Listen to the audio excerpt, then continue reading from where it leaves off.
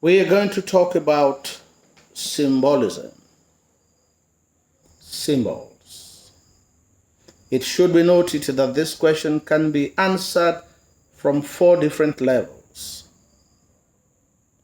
From the level of symbolic objects, from the level of symbolic actions, from the level of symbolic characters, and from the level of symbolic settings.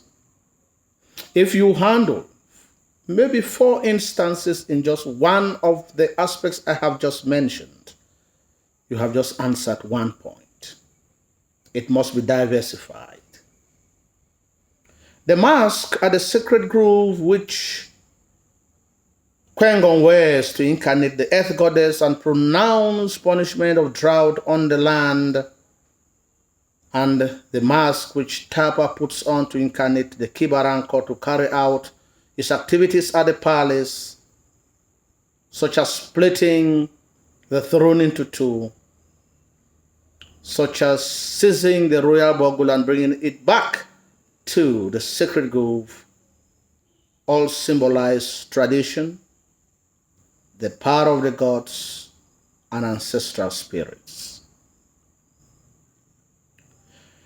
The royal bogle is one of the scepters of power of the fawn. The power of the fawn is entrusted to him by the gods, the ancestors of the land, and the people. And therefore we expect to understand that he is supposed to use this power for the welfare of the people.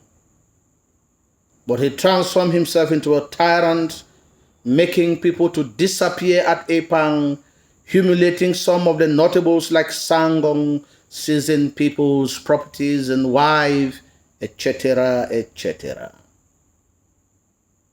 The bogle, therefore, when it is brought to the sacred grove, Shengong realizes that it can never be used on the land again to summon the people, because it symbolizes the enslavement of the people by the fawn, violence, humiliation, tyranny, etc. The women recommend that the subject should be summoned at the marketplace, but Shengong refuses that they will not use the royal bogle because it reminds them of their slavery. Instead, he wants the gong at the sacred grove to be used to communicate and summon the people of the land to the marketplace. To him, the royal bogle symbolizes freedom. It symbolizes freedom from the enslavement of the fawn. All these instances which I have just mentioned are all under symbolic objects, and therefore you can use just one of them in answering your question. Symbolic actions. The award of the red feather to Kibanya and the festivity of drinking that surrounds it, which has become a daily occurrence, does not go down well with Shengong. He laments that hardly does a day pass by without someone taking the red feather and without palm wine flowing. We are also made to understand that those to whom the revered red feather is given to have it in exchange of some gifts, highlighting pleasure, extravagance, and corruption. The fawn's thugs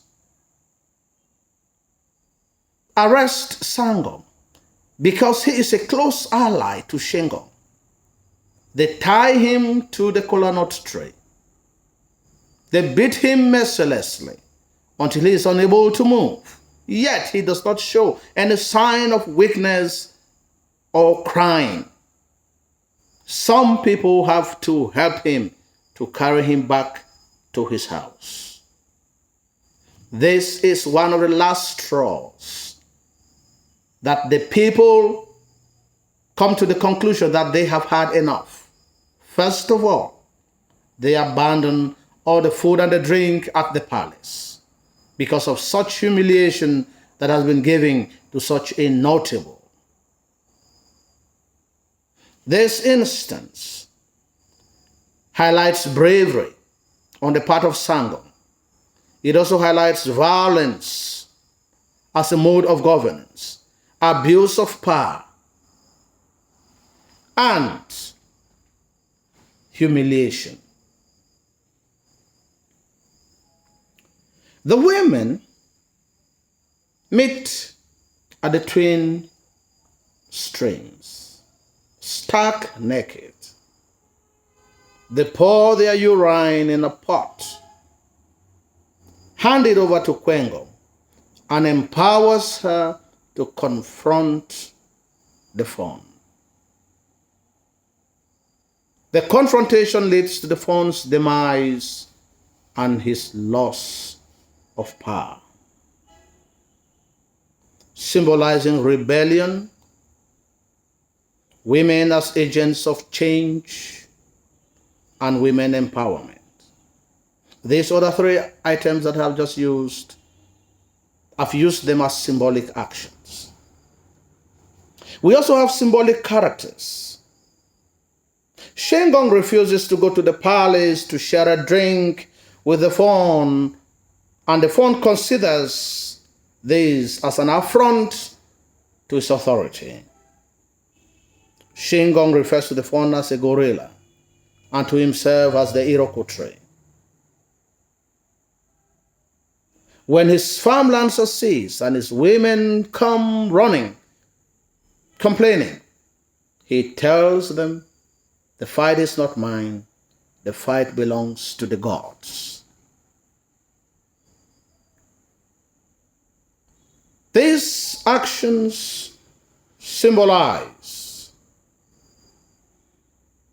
the dependence of the chief priest on the gods, on the power of the gods, rebellion and conflict. The fawn is an incompetent ruler who cares only about his stomach. He does not care about the welfare of the subjects that he rules. He subjects them to humiliation, to torture, and even death.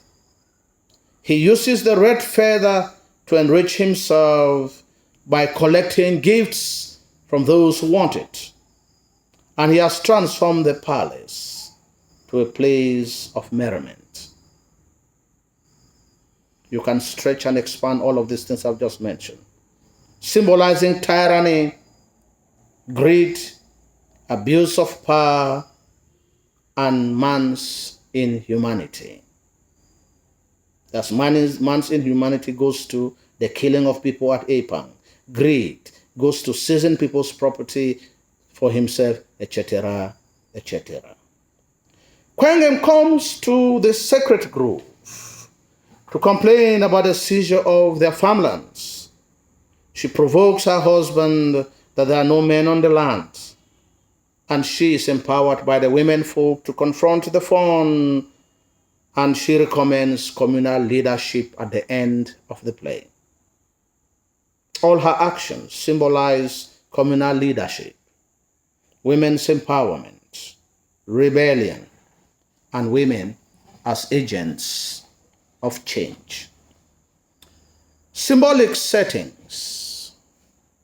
The palace and all its activities symbolize pleasure, because a lot of activities take place there.